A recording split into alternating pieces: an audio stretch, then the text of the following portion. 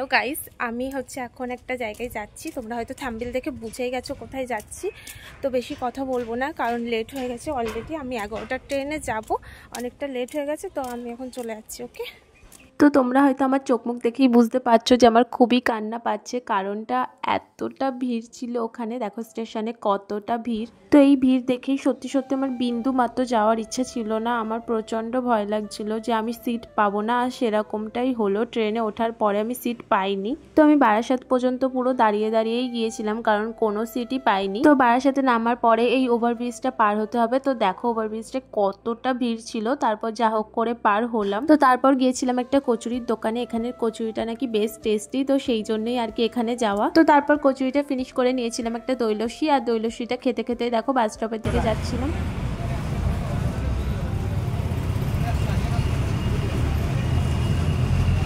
তো দেখো বাস পেয়েও গিয়েছি, আর বলেছিলাম নিকো পার্কের 4 নম্বর গেটের সামনে নামিয়ে দিতে। তো আমাদের 4 নম্বর গেটের সামনে নামিয়েও দিয়েছিল। তো দেখো তারপর এখান থেকে টিকিট কেটে ঢুকে গেলাম নিকো পার্কে। আর জায়গাটা সত্যি খুবই সুন্দর। আর আমরা যখন পৌঁছেছিলাম তখন তো প্রায় 2টো বাজতে 15 মিনিট মতো বাকি।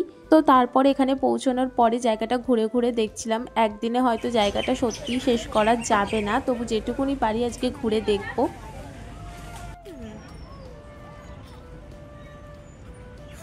আর এই যে ফাইনালি ঘুরতে ঘুরতে ঘুম স্টেশনেও চলে এসেছি। এই ঘুম স্টেশনের ছবিটা ফোনে অনেক দেখেছি, তো ফাইনালি আমিও আজকে দেখে নিলাম। তো এবার তো অনেকটা টাইম হয়ে গেছে, প্রায় 2:30 মতো বাজতে চলেছে। তো এখন একটা ফাঁকা জায়গা খুঁজছিলাম আর কি। ফাঁকা জায়গাটা এই যে, তো এই জায়গাটাই বসে এখন খাওয়া দাওয়া করবো।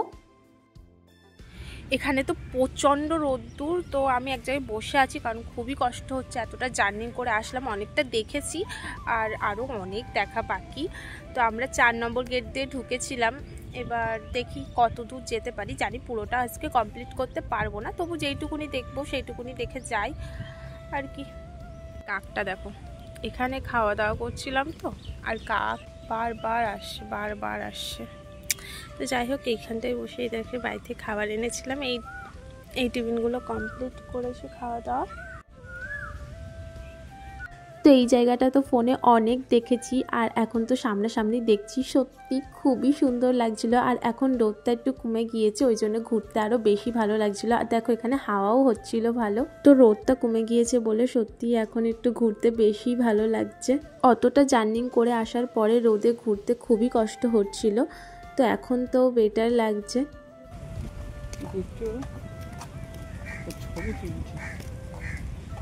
তো তোমরা কি চিনতে পারছো এই জায়গাটা? আমি কিন্তু ভিতরে যাইনি। তোমরা কারা কারা ভিতরে গিয়েছো কমেন্টে আমাকে জানাবে। আর নিকো পার্কে কারা কারা গিয়েছো আমাকে কমেন্ট করে জানাতে কিন্তু একদম ভুলবে না। তো এখানে দেখো আমিও একটু বসে, তো অনেকটা হেঁটে ফেলেছি আজকে, এনার্জি তো লস হয়ে গেছে। তো ভাবলাম একটা আইসক্রিম খাওয়া যায়, আর এই আইসক্রিমটা কিনেছিলাম। একদম জঘন্য খেতে, আমার একটুও ভালো লাগেনি।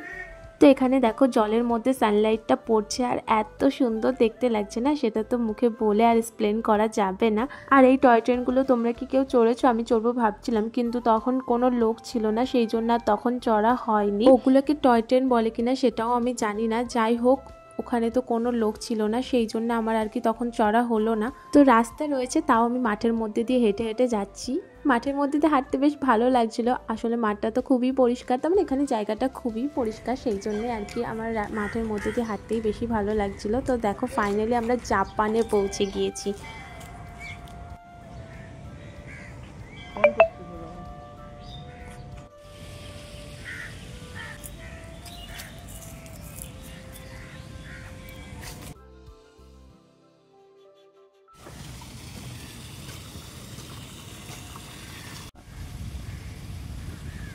আর এখানে জায়গাটা কত সুন্দরভাবে সাজানো, একদম মনে হচ্ছিল যেন আমি জাপানে চলে এসেছি। তো কলকাতাতেই আমি জাপানের ফিল করতে পারছি। আমার তো বেশ দারুণ লাগছিল ব্যাপারটা।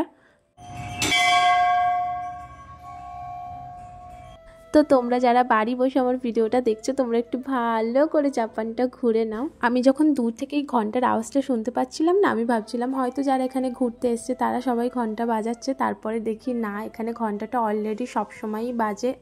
আর এই জায়গাটা তো কত ফেমাস, কত ভালো ভালো ভিডিও আছে এখানে সবার। আর এবার তো প্রায় সন্ধে হয়ে এসেছে, তো ভাবলাম এবার কিছু খাওয়া দাওয়া করা যাক। আর খাওয়া দাওয়া করে এখান থেকে বেরোবো। তো সেরকম একটা কিছু খেতে মন চাইছিল না, তো সিম্পল চাউমিন অর্ডার দিয়েছিলাম, সেরকম তেলে ভাজা কিছু নেইনি। তো খেতে খেতে তো পুরোপুরি সন্ধে হয়ে গেছে, আর জায়গাটা তো আরও সুন্দর লাগছে।